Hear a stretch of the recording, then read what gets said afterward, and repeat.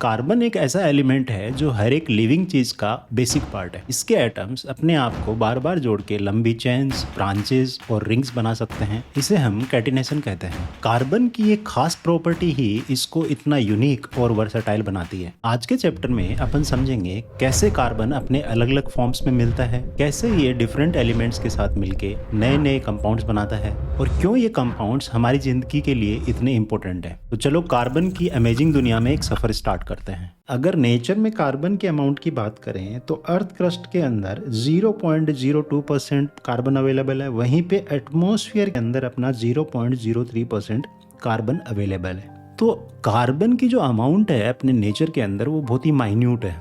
तो इतने minute amount में होते हुए भी कार्बन मिलियंस ऑफ कंपाउंड्स बनाता है। अगर अपन नंबर ऑफ कंपाउंड्स की बात करें तो अगर कार्बन को छोड़ दें, उसके अलावा जितने भी एलिमेंट्स हैं वो सारे मिलके जितना कंपाउंड्स बनाते हैं उससे ज्यादा कार्बन अकेला बनाता है। तो इस लेक्चर में अपन कार्बन की वो खास बातें देखेंगे जिसकी वजह से मिलियंस ऑफ कंपाउंड्स बना पाता है। तो फर्स्ट अपन देखेंगे the covalent bond. Last chapter में अपन ने आयोनिक बॉन्ड पढ़ा था। जब मेटल और नॉन मेटल रिएक्ट करते हैं तो मेटल इलेक्ट्रॉन्स लूज करता है और नॉन मेटल जो है वो इलेक्ट्रॉन गेन करता है। तो इससे जो कंपाउंड बनता है वो आयोनिक कंपाउंड होता है, क्योंकि मेटल जो होगा वो पॉजिटिव आयन बन जाएगा और नॉन मेटल वो अपना नेगेटिव आयन बन जाएगा।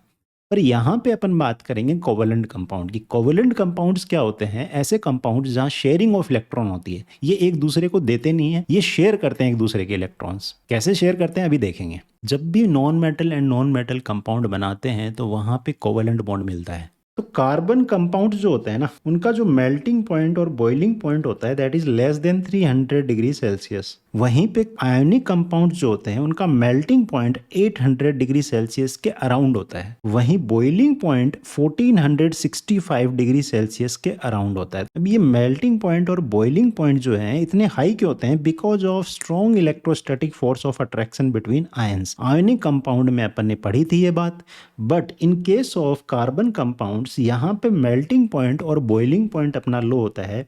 क्यों? Because of formation of covalent bond. Covalent bond जो है वो आयोनिक बॉन्ड जितना स्ट्रॉन्ग नहीं होता। ठीक है। नेक्स्ट, कोवेलेंट बॉन्ड में the force of attraction between the molecules of covalent compound is less. Force of attraction जो होता है मॉलिक्यूल्स के बीच में वो कम होता है। They do not conduct electricity. जहां पे आयोनिक कंपाउंड्स अपने मोल्टन स्टेट एंड सॉल्यूशन के अंदर इलेक्ट्रिसिटी को कंडक्ट करते हैं, वहीं पे अपने जो कोवेलेंट कंपाउंड्स होते हैं वो इलेक्ट्रिसिटी को कंडक्ट नहीं करते हैं।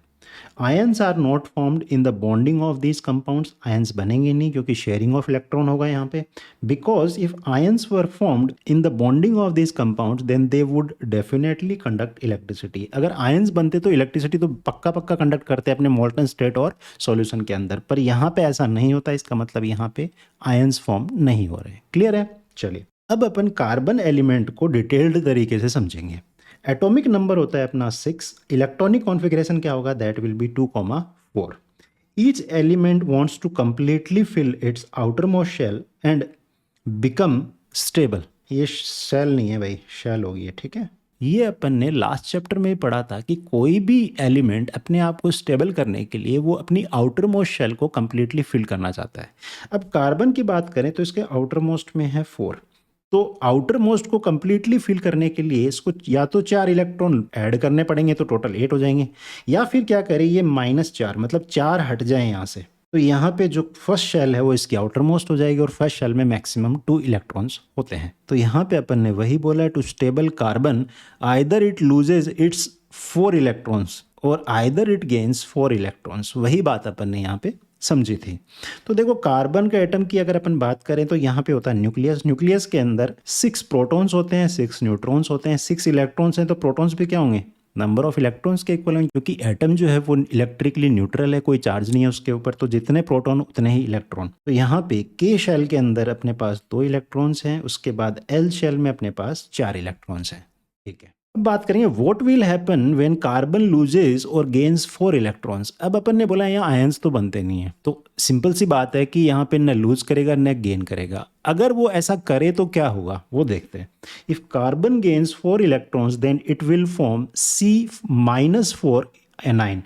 ये -4 नहीं है भाई, इसको सही तरीका होता है 4-। हमेशा जब भी किसी आयन के ऊपर चार्ज लिखते हैं तो पहले उसकी जो एब्सोल्यूट वैल्यू है वो आती है, जैसे 4 है, 2 है, वॉटेवर, उसके बाद में उसका साइन आता है 2-। अगर इलेक्ट्रॉन गेन कर रहा है तो माइनस आएगा, लूज कर रहा है तो प्लस आएगा। ठीक है, ओके। तो अगर कार्बन एटम्स की बात करें, अगर वो 4 इलेक्ट्रॉन्स गेन कर ले तो क्या होगा, प्रोटॉन्स तो 6 हैं इसके पास, इलेक्ट्रॉन्स कितने हो जाएंगे, 4 और आ जाएंगे तो 10 हो जाएंगे।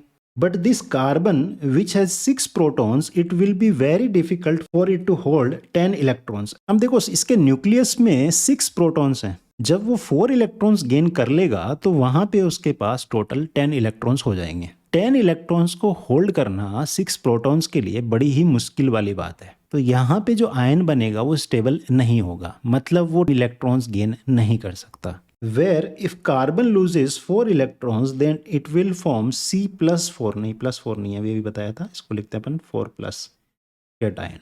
ठीक है, but the problem here is that losing 4 electrons at once requires a lot of energy, not practically possible. क्या होगा कि ये अपने एल शेल में से अगर 4 इलेक्ट्रॉन लूज करता है, तो ध्यान से देखो जो कार्बन एटम है वो बहुत ही छोटा होता है साइज में, उसके अंदर 2 ही शेल हैं। तो ये जो 4 इलेक्ट्रॉन्स हैं ये high force of attraction feel करते हैं, किसकी वजह से, 6 प्रोटॉन की वजह से।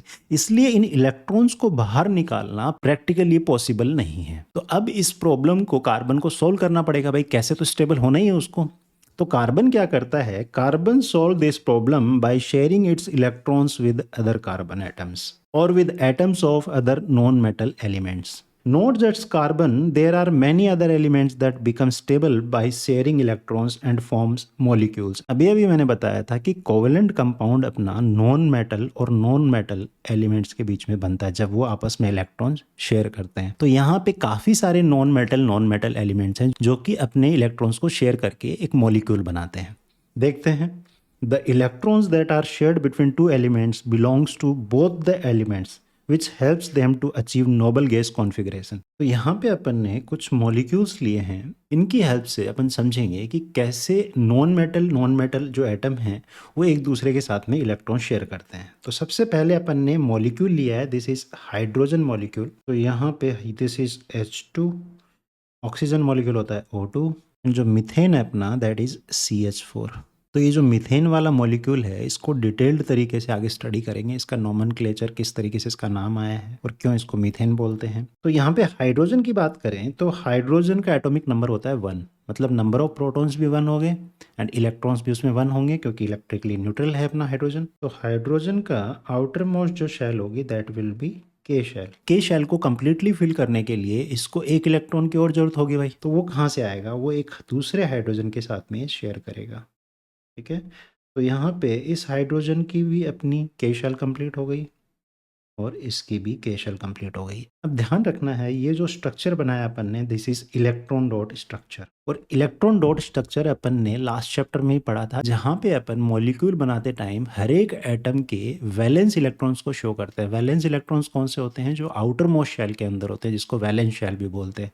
तो यहाँ पे सिंस एक ही शेल है, एक ही इलेक्ट्रॉन है, तो अपन ने 1 शो किया। अब ऑक्सीजन की बात करें तो ऑक्सीजन का atomic number that is equals to 8 and इसका इलेक्ट्रॉनिक कॉन्फ़िगरेशन जो होगा दैट विल बी 2,6। इसके अंदर 6 वैलेंस इलेक्ट्रॉन्स हैं, कंप्लीटली फिल होने के लिए 2 और चाहिए, टोटल 8 होने चाहिए। तो वो क्या करेगा, ये 2 इलेक्ट्रॉन्स शेयर करेगा। तो यहाँ पे इलेक्ट्रॉन डॉट स्ट्रक्चर बनाने के लिए अपने को वैलेंस इलेक्ट्रॉन्स शो करने हैं। अब ये जो ऑक्सीजन एटम है ये दूसरे ऑक्सीजन एटम के साथ में 2 इलेक्ट्रॉन शेयर करेगा। तो यहाँ पे ये देखो इसने इसके 2 ये वाले इलेक्ट्रॉन शेयर कर लिए और ये ऑक्सीजन इसके 2 इलेक्ट्रॉन शेयर करेगा। तो दोनों की आउटर मोस्ट शेल कंप्लीट हो गई, 8 इलेक्ट्रॉन्स हो गए दोनों के अंदर। ठीक है, अब एक चीज़ और समझना, जब भी कोई 2 एटम्स एक पेयर ऑफ इलेक्ट्रॉन शेयर करते हैं तो वहाँ सिंगल कोवेलेंट बॉन्ड बनता है। अब यहाँ पे हाइड्रोजन के केस में ये अपने एक इलेक्ट्रॉन शेयर करें, मतलब टोटल 1 पेयर अपना शेयर हो रहा है। अपन यहाँ पे हाइड्रोजन को कोवेलेंट बॉन्ड से शो कर सकते हैं। कोवेलेंट बॉन्ड के लिए अपन एक इस तरीके से लाइन ड्रॉ करते हैं। ठीक है, वहीं ऑक्सीजन के अंदर अपने पास 2 पेयर्स ऑफ इलेक्ट्रॉन शेयर हो रहे हैं, तो यहाँ डबल बॉन्ड बनेगा। तो इसको अपन रिप्रेजेंट कर देते हैं O डबल बॉन्ड O। ठीक है, CH4 के केस में कार्बन का एटॉमिक नंबर होता है अपना that is equals to 6। Number of electron 6 हो जाएंगे तो अपना इलेक्ट्रॉनिक कॉन्फ़िगरेशन विल बी 2,4। वहीं हाइड्रोजन की बात करें तो एटॉमिक नंबर अपना होता है 1 और इलेक्ट्रॉनिक कॉन्फ़िगरेशन अपना हो जाएगा 1। यहाँ पे कार्बन को वैलेंस शेल कम्प्लीटली फिल करने के लिए 4 इलेक्ट्रॉन्स और चाहिए, और वहीं हाइड्रोजन को एक चाहिए क्योंकि इसकी जो वैलेंस शेल है दैट इज के शेल ओनली, वहाँ पे 2 मैक्सिमम इलेक्ट्रॉन्स हो सकते हैं। ठीक है, तो यहाँ पे इसको 4 चाहिए, इसको 1 चाहिए। इसका मतलब एक कार्बन 4 हाइड्रोजन के साथ एक एक इलेक्ट्रॉन शेयर कर लेगा। तो यहाँ पे जो अपना इलेक्ट्रॉन डॉट स्ट्रक्चर बनेगा वो होगा कुछ इस तरीके से। कार्बन के आउटर मोस्ट में 4 इलेक्ट्रॉन्स, अब ये एक एक इलेक्ट्रॉन हाइड्रोजन के साथ में शेयर करेगा। हाइड्रोजन के इलेक्ट्रॉन्स को अपन क्रॉस से शो कर देते हैं फॉर बेटर क्लैरिटी। अब यहाँ पे कार्बन की वैलेंस शेल कम्प्लीटली फिल्ड हो गई और हर एक हाइड्रोजन की वैलेंस शेल भी कम्प्लीटली फिल हो गई है। ठीक है, तो ये अपना इलेक्ट्रॉन डॉट स्ट्रक्चर हुआ। वहीं पे अपने को अगर बॉन्ड्स दिखाने तो यहाँ पे C single bond H, C single bond H, C single bond H, C single bond H, इस तरीके से अपन कोवलेंट बॉन्ड्स को शो कर सकते हैं। अब ये जो स्ट्रक्चर लिखा है अपन ने, ये डिस्प्लेड फॉर्मूला बोलते हैं इसको। ठीक है, जहाँ पे अपन ने बॉन्ड्स को शो किया है, जितने भी बॉन्ड्स बन सकते हैं उन सबको यहाँ पे शो किया है, तो इसको डिस्प्लेड फॉर्मूला बोलते हैं। अगर अपने को किसी कंपाउंड का डिस्प्लेड फॉर्मूला पता है तो वहाँ से इजीली अपन इलेक्ट्रॉन डॉट स्ट्रक्चर बना सकते हैं। कैसे? अपने को पता है कि यहाँ पे देखो सिंगल सिंगल बॉन्ड है, मतलब 1 pair of electrons each share कर रहा है। तो यहाँ हाइड्रोजन का शेयर कर देंगे इस तरीके से, कार्बन का इस तरीके से, हाइड्रोजन इस तरीके से, कार्बन इस तरीके से, and so on easily show कर सकते हैं। वहीं पे अगर यहाँ पे डबल बॉन्ड होता मान लो ऑक्सीजन के साथ में, तो यहाँ पे भी इजीली बना लेते हैं। ऑक्सीजन के अपन 2 इलेक्ट्रॉन क्रॉस से शो कर देते, कार्बन के अपन डॉट से शो कर देते। तो इजीली इलेक्ट्रॉन डॉट स्ट्रक्चर बनाया जा सकता है अगर अपने को डिस्प्लेड फॉर्मूला पता है तो। नेक्स्ट है, इफ 2 सिमिलर और different atoms share 1 pair of electrons that is 2 electrons are shared between them then it is called a single covalent bond. जैसे हाइड्रोजन में देखा था अपन ने एच सिंगल बॉन्ड एच, यहाँ पे देखा था ना ये वाला। ठीक है, इसी तरीके से अगर 2 पेयर ऑफ इलेक्ट्रॉन्स अगर शेयर करते हैं 2 एटम्स तो वहाँ 4 इलेक्ट्रॉन शेयर होंगे और वहाँ पे अपने पास डबल कोवेलेंट बॉन्ड बनेगा, जैसे ऑक्सीजन के बीच में बना था O double bond O. If 3 pairs of electrons are shared between 2 atoms, that is 6 electrons are shared, then it is called a triple covalent bond. For example nitrogen molecule. Nitrogen molecule का अपन ने electron dot structure नहीं देखा था, वो देख लेते हैं। तो नाइट्रोजन का एटॉमिक नंबर अपना होता है दैट इज 7 और इलेक्ट्रॉनिक कॉन्फ़िगरेशन हो जाएगा अपना 2,5। अब आउटर मोस्ट शेल को कम्प्लीटली फिल करने के लिए 3 इलेक्ट्रॉन और चाहिए, तो 3 इलेक्ट्रॉन शेयर करेगा दूसरे नाइट्रोजन के साथ में। ध्यान रखना है नाइट्रोजन मॉलिक्यूल होता है दैट इज N2। ठीक है, तो यहाँ पे किस तरीके से इलेक्ट्रॉन्स को शेयर करेंगे, तो यहाँ पे अपन इलेक्ट्रॉन डॉट स्ट्रक्चर के अंदर वैलेंस इलेक्ट्रॉन्स शो कर देते हैं। इसके टोटल 5 हैं, दूसरे नाइट्रोजन के भी 5 ही इलेक्ट्रॉन्स होंगे वैलेंस शेल में। तो ये 3-3 इलेक्ट्रॉन शेयर कर लेंगे। अब देखो इसमें टोटल 8 हो गए वैलेंस इलेक्ट्रॉन्स, इसके अंदर भी 8 हो गए। तो ये अपना इलेक्ट्रॉन डॉट स्ट्रक्चर बन गया। वहीं पे अपन इसमें कोवेलेंट बॉन्ड्स को भी शो कर सकते हैं। यहाँ पे बनेगा N triple bond N। Clear है ये बात? चलिए नेक्स्ट अपन देखेंगे एलोट्रॉप्स ऑफ कार्बन। अब एलोट्रॉप्स ऑफ कार्बन क्या होते हैं? The various physical forms in which an element can exist are called allotropes. There are mainly 3 allotropes of carbon. मतलब क्या है कि कोई एलिमेंट अलग अलग फिजिकल फॉर्म में एग्जिस्ट करता है तो वो जितनी भी फॉर्म्स हैं उनको अपन एलोट्रॉप्स बोलते हैं। कार्बन के 3 मेन एलोट्रॉप्स होते हैं। पहला है अपना डायमंड, सेकंड है ग्रेफाइट एंड थर्ड जो है अपना दैट इज फुलरीन। अभी थोड़ी देर में आगे देखेंगे। Since their physical structures are different their physical properties are also different. अभी यहाँ पे जो एलोट्रॉप्स होते हैं उनकी फिजिकल प्रॉपर्टीज डिफरेंट होती हैं पर केमिकल प्रॉपर्टीज डिफरेंट नहीं होती, क्योंकि बने तो कार्बन से ही है ना। यहाँ पे स्ट्रक्चर डिफरेंट है तो यहाँ पे फिजिकल प्रॉपर्टीज डिफरेंट होंगी, but their chemical properties are the same. Both graphite and diamonds are formed from carbon atoms. The main difference is in the arrangement of atoms inside them. यहाँ पे जो अगर अपन molecular level पे जाके देखेंगे तो यहाँ पे जो अरेंजमेंट ऑफ एटम्स होगा वो डिफरेंट डिफरेंट होगा। तो यहाँ पे डायमंड की बात करें तो डायमंड जो है that is hardest natural substance. Nature के अंदर सबसे हार्डेस्ट नेचुरल सब्सटेंस क्या होता है? That is diamond. Each carbon atom is bonded to 4 other carbon atoms. तो यहाँ पे राइट हैंड साइड में देखो अपन ने डायमंड का मॉलिकुलर स्ट्रक्चर दिखा रखा है। तो यहाँ पे हर एक जो कार्बन होता है ना वो 4 अदर कार्बन से जुड़ा होता है इस तरीके से। And it forms a rigid three dimensional structure बनता है. Next we can synthesize these diamonds ourself in lab as well by keeping pure carbon at high temperature and pressure. तो डायमंड्स को अपन लैब के अंदर भी प्रिपेयर कर सकते हैं, सिंथेसाइज कर सकते हैं, जिनको लैब ग्रोन डायमंड भी बोलते हैं. ठीक है, आजकल काफ़ी फैशन में है, ज्वेलरीज में यूज़ होते हैं. कोई डिफरेंस नहीं होता लैब ग्रोन और नेचुरली अकरिंग डायमंड में. बट जो डायमंड्स अपन लैब में ग्रो करते हैं वो काफ़ी छोटे स्मॉल साइज़ के होते हैं, क्योंकि बड़े डायमंड्स को सिंथेसाइज करने के लिए अपने को काफ़ी हाई टेम्परेचर और प्रेशर चाहिए. तो जो लैब में ग्रोन डायमंड्स होते हैं वो स्मॉल इन साइज होते हैं, और उसके अलावा कोई डिफरेंस नहीं होता नेचुरली अकरिंग डायमंड और लैब ग्रोन डायमंड्स के बीच में. ठीक है, चलिए. The synthetic diamonds that we prepare are smaller in size than normal diamonds, otherwise there is no difference between them. कोई डिफरेंस नहीं होता. ठीक है. नेक्स्ट जो एलोट्रोप है that is graphite. Each carbon atom is bonded to 3 other carbon atoms. तो यहाँ पे जो स्ट्रक्चरल डिफरेंस है डायमंड और ग्रेफाइट के बीच में, तो डायमंड में अपन ने देखा था हर एक carbon atom 4 other carbon atoms के साथ बॉन्ड कर रहा था. यहाँ पे एक एटम 3 कार्बन एटम्स के साथ में बॉन्ड करेगा. तो राइट साइड में अपन ने यहाँ पे ग्रेफाइट का पिक्चर ली है और यहाँ पे उसका मॉलिक्यूलर स्ट्रक्चर दिखाया है. तो यहाँ पे हर एक carbon atom other 3 carbon atoms के साथ में अटैच्ड रहता है. ठीक है, और इस तरीके से अटैच होके एक हेक्सागोनल एरे बनाता है. अभी एक carbon atom other 3 carbon atoms के साथ में बॉन्डेड है.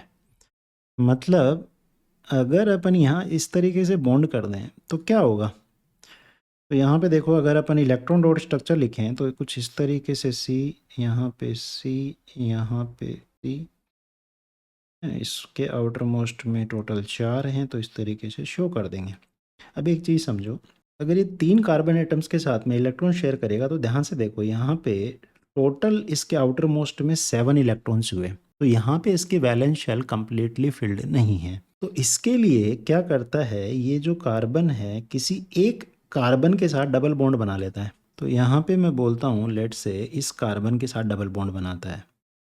तो यहाँ पे इस तरीके से कुछ बॉन्ड बनाएगा. अगर इस तरीके से बॉन्ड बनाएगा तो देखो, इसका एक इलेक्ट्रॉन, इसका एक इलेक्ट्रॉन है. तो यहाँ पे आप ध्यान से देखोगे तो इस कार्बन की वैलेंस शेल जो है कंप्लीटली फिल्ड है. टोटल 8 इलेक्ट्रॉन्स हो जाएंगे. तो वहाँ पे एक कार्बन के साथ डबल बॉन्ड बनाएगा, बाकी 2 के साथ सिंगल बॉन्ड बनाएगा. क्लियर है बात. चलिए, तो यहाँ पे हेक्सागोनल एरे के अंदर ये रहते हैं लेयर्स में. तो देखो, ये एक लेयर है, फिर उसके बाद नीचे एक लेयर है, फिर उसके बाद एक और लेयर है. और इन लेयर्स के बीच में एक फोर्स होता है जिसको बोलते हैं वैन डर वाल्स फोर्स. ये आपके सिलेबस में नहीं है, क्लास 12th में या 11th में देखोगे आप.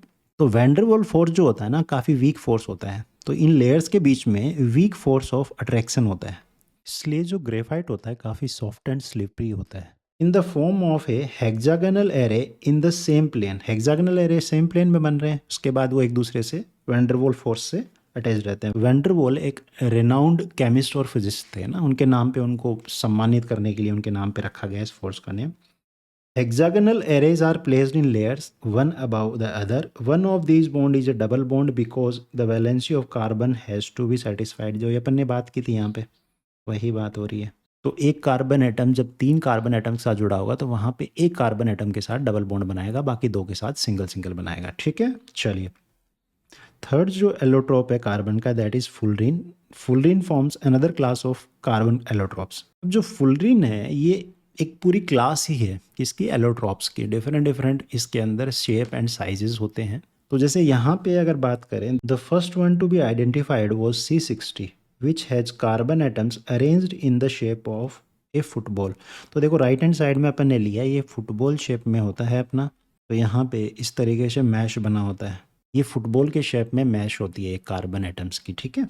Since this looked like the geodesic dome designed by US architect Buckminster Fuller, the molecule was named fullerene.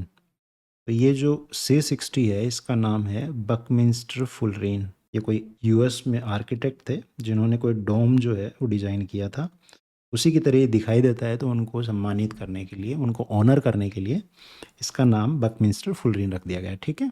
Next, versatile nature of carbon. Carbon का जो नेचर होता है ना, काफ़ी वर्सेटाइल होता है. अब क्या वर्सेटिलिटी है वो अपन देखते हैं. Carbon has 2 unique properties called catenation and tetravalency. So it can form millions of compounds. This outnumbers the compounds formed by all the other elements put together. Carbon अकेला इतने कंपाउंड बनाता है जो कि आउटनंबर कर देता है अदर एलिमेंट्स सारे मिलके जितने कंपाउंड्स बनाते हैं उनको। इसलिए कार्बन की स्टडी के लिए अपन ने अलग से एक केमिस्ट्री की ब्रांच बनाई है जिसको बोलते हैं ऑर्गेनिक केमिस्ट्री। तो अपन वन बाय वन कैटिनेशन और टेट्रा वैलेंसी को समझ लेते हैं क्या है ये। तो फर्स्ट अपन देखेंगे कैटिनेशन। कैटिनेशन क्या होता है? It is ability of carbon to form bonds with other atoms of carbon giving rise to large molecules. They may be long chain, branch chain और ring forms. No other element exhibits catenation like carbon. तो यहाँ पे देखो क्या करता है, carbon अपने carbon से अटैच करके लंबी चेन्स बना सकता है in linear form, straight line में। वहीं पे ये ब्रांच चेन भी बना सकता है कि सीधी जो चैन बनी है उसमें ब्रांच बन जाए, इस तरीके से आगे और कार्बन अटैच करते हुए जा सकते हैं अपन। ठीक है। थर्ड, ये रिंग चैन भी बना सकता है। रिंग चैन में क्लोज चैन बनेगी यहाँ पे, इस तरीके से। ये पेंटागन है, ये अपना हेक्सागन हो गया भाई। इस तरीके से ये रिंग चैन्स भी बना सकता है। तो ये लीनियर चैन बना सकता है, ब्रांच चैन बना सकता है और रिंग चैन बना सकता है। ठीक है। सेकंड है टेट्रा वैलेंसी। नाम से पता लग रहा है टेट्रा मतलब four, four valency. Carbon can bond with four other atoms of carbon और some other monovalent elements. Monovalent elements कौन से होते हैं? Atoms with a valence of one, valency one हो जिसकी, है ना। Carbon compounds are formed with oxygen, hydrogen, nitrogen, sulfur, chlorine, etc. giving specific properties. अब यहाँ पे जो कार्बन कंपाउंड बनाता है ना, तो उस कंपाउंड के अंदर ये जो हेट्रो एटम है, मतलब डिफरेंट देन कार्बन, ये उसको प्रॉपर्टी देते हैं उस कंपाउंड को। आगे देखेंगे किस तरीके से देते हैं। Carbon atom is small size so the nucleus can hold the share pair of electrons strongly. So carbon can make very stable compounds with other elements. The bonds formed by elements have bigger atoms are weaker. अब यहाँ पे ये कह रहा है कि जो carbon atom है ना वो स्मॉल इन साइज। अपने को पता है कि इसके अंदर दो ही शेल होंगी, फर्स्ट के होगी फिर उसके बाद एल होगी। एल में अपने पास 4 इलेक्ट्रॉन होंगे और फर्स्ट में अपने पास 2 इलेक्ट्रॉन होंगे। तो यहाँ पे इसके न्यूक्लियस के अंदर 6 प्रोटॉन्स हैं भाई। अब ये किसी दूसरे एलिमेंट के साथ जब इलेक्ट्रॉन शेयर करेगा तो वहाँ पे मान लो मैं 2 इलेक्ट्रॉन शेयर कर रहा है ये किसी के साथ, तो क्या होगा, ये जो यहाँ पे 2 इलेक्ट्रॉन्स हैं, शेयर्ड इलेक्ट्रॉन्स है, इनको ये प्रोटॉन्स स्ट्रॉन्ग फोर्स से अट्रैक्ट करेंगे। मतलब यहाँ जो बॉन्ड बनेगा ना वो स्ट्रॉन्ग बॉन्ड बनेगा, but in comparison of ionic bond वो वीक होगा। बट यहाँ पे जो कंपाउंड बनेगा ना वो स्टेबल बनेगा। क्यों बनेगा? क्योंकि जो ये प्रोटॉन्स है ना ये काफ़ी नज़दीक हो जाते हैं। किस वजह से? इस एटम की साइज जो है वो स्मॉल होने की वजह से। देखो 4 वैलेंसी है, 4 तो सिलिकॉन की भी है। सिलिकॉन का एटॉमिक नंबर कितना है? 14। तो इलेक्ट्रॉनिक कॉन्फ़िगरेशन जो होगी यहाँ पे 284। तो यहाँ पे भी टेट्रा वैलेंसी है इसकी, पर ध्यान से देखो यहाँ पे 3 शेल आ गई, KLM। तो जैसे जैसे आप शेल्स बढ़ती जाएंगी वैसे वैसे न्यूक्लियस जो है वो दूर होता चला जाएगा भाई, और वहाँ पे जो शेयर्ड इलेक्ट्रॉन होंगे वो दूर हो जाएंगे इन प्रोटॉन से। दूर होने की वजह से यहाँ पे जो बॉन्ड बनता है वो इतना स्ट्रॉन्ग नहीं बनता। इसलिए जो कार्बन है वो लंबी चेन्स बना सकता है because of formation of strong covalent bond. Clear है बात? चलिए नेक्स्ट है, it was thought that organic और carbon compounds could only be formed with help of a vital force. Vital force मतलब कुछ अद्भुत शक्ति, that is a living system is needed. मतलब ये माना जाता था कि जो कार्बन कंपाउंड्स हैं उनकी फॉर्मेशन के लिए एक वाइटल फोर्स चाहिए, और ये जो कंपाउंड बनते हैं ये एक लिविंग सिस्टम के द्वारा बनाए जाते हैं। लिविंग सिस्टम मीन्स जैसे हनी बी है, हनी बी के जो स्ट्रिंग होता है उसके अंदर मिथेनोइक एसिड होता है। तो ये माना जाता था कि लिविंग सिस्टम के द्वारा ही जो कार्बन कंपाउंड्स हैं उनको फॉर्म किया जा सकता है। But Friedrich Wohler in 1828 disproved this by preparing urea from ammonium cyanate. तो यहाँ पे लेफ्ट हैंड साइड में जो अपन ने पिक्चर ली है दैट इज ऑफ फ्राइडरिच होलर। इन्होंने क्या किया, अमोनियम साइनेट जो कि एक इनऑर्गेनिक कंपाउंड है NH4CNO, इसको हीट किया। हीट करने पे ये यूरिया बनी। यूरिया होता है अपना ऑर्गेनिक कंपाउंड, मतलब कार्बन कंपाउंड बन गया। तो इन्होंने डिस्प्रूव किया कि ऐसा कुछ नहीं है कि वाइटल फोर्स चाहिए या लिविंग बींग्स के अंदर ही बनेगा ये, आप इसको लैब में ही बना सकते हो। ठीक है। But carbon compound except for carbides, oxide of carbon, carbonate, hydrogen carbonate salts are studied under organic chemistry. मतलब छोड़ के कार्बाइड्स को, ऑक्साइड्स ऑफ कार्बन को, कार्बोनेट्स को, हाइड्रोजन कार्बोनेट सॉल्ट्स को, बाकी जितने भी कंपाउंड्स हैं कार्बन के उनको अपन ऑर्गेनिक केमिस्ट्री में पढ़ते हैं। क्लियर है? चलिए नेक्स्ट अपना एक क्वेश्चन लिया है जो कि 2025 में पूछा गया था। Explain the formation of A molecule of ammonia that is NH3 using electron dot structure, atomic number of nitrogen is 7। तो यहाँ पे नाइट्रोजन का अपने को पता है, नाइट्रोजन का एटॉमिक नंबर गिवन है दैट इज 7, तो इलेक्ट्रॉनिक कन्फिगरेशन हो जाएगा अपना 2,5। मतलब इसको 3 इलेक्ट्रॉन शेयर करेगा ये, तभी इसका वैलेंस शेल कम्प्लीटली फिल्ड होगी। ठीक है, ओके। वहीं हाइड्रोजन की बात करें, एटॉमिक नंबर 1 होता है, इलेक्ट्रॉनिक कॉन्फ़िगरेशन क्या है, इट इज़ 1। मतलब यहाँ पे एक हाइड्रोजन जो है उसको वैलेंस शेल कंप्लीट करने के लिए 1 इलेक्ट्रॉन चाहिए, नाइट्रोजन को चाहिए 3। तो नाइट्रोजन क्या करेगा, 3 हाइड्रोजन के साथ में बॉन्ड बनाएगा, कोवैलेंट बॉन्ड। तो ये इलेक्ट्रॉन डॉट स्ट्रक्चर पूछ रहा है अपने से, तो बना देते हैं भाई। नाइट्रोजन के आउटर मोस्ट में 5 है, तो मैं बोल देता हूँ लेट्स से 3 और ये 2 5। अब ये 3 हाइड्रोजन के साथ में इलेक्ट्रॉन शेयर करेगा, तो मैं बोल देता हूँ लेट्स से एक हाइड्रोजन यहाँ पे है, एक हाइड्रोजन यहाँ है और एक यहाँ है। ठीक है, तो नाइट्रोजन की वैलेंस शेल कम्प्लीटली फिल्ड है, वो अपन ऐसे दिखाएंगे। हाइड्रोजन की इस तरीके से दिखा देंगे, 3 हाइड्रोजन लगेंगे यहाँ पे और ये अपना NH3 बन गया। This is answer.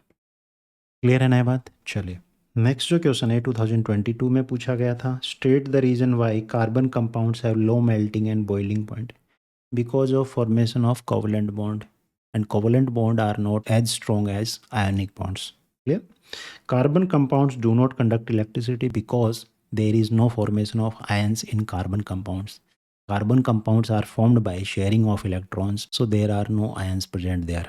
नेक्स्ट पूछ रहा है carbon can form only covalent compounds, तो इसका रीजन अपन क्या देंगे, because carbon can neither gain 4 electrons to completely fill its valence shell, because if it gains 4 electrons then there will be 10 electrons and 6 protons in the nucleus, and it will be very hard for 6 protons to hold on to 10 electrons, nor it can lose 4 electrons to fill its valence shell completely, because carbon atom is very small atom and its outermost 4 electrons are tightly held with protons in the nucleus. To lose 4 electrons, very high energy will be required. Hence, carbon can neither lose electrons nor it can gain electrons. So, carbon forms 4 covalent bonds sharing its 4 valence electrons with the other elements. Clear है?